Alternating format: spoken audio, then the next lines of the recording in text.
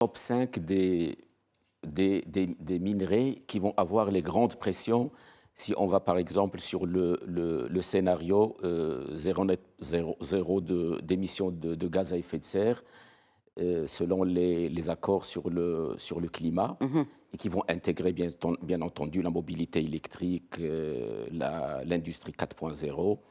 Et il y a le cuivre, il y a le nickel, le lithium, le cobalt, le graphite, il y a le manganèse également qui s'ajoute.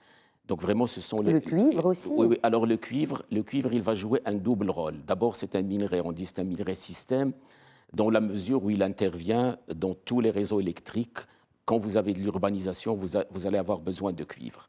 Donc, mais en plus de cette utilisation, je dirais classique, comme le fer, comme l'aluminium, comme d'autres métaux de base, il va jouer un rôle très important également dans la transition énergétique et dans la transformation numérique. Donc, dans nos téléphones, dans les batteries, dans les voitures électriques. Une voiture électrique va avoir 6 fois plus de cuivre qu'une voiture thermique, par exemple. Donc, vous avez la demande et le problème qui va se poser avec le cuivre, et ça va se poser avec un certain nombre de métaux tels que le cobalt. La croissance de la production mondiale en cobalt va augmenter de 8%, alors que la consommation va augmenter de 12% à partir de 2025. Donc il va y avoir des problèmes à partir de 2025-2026 pour le cobalt.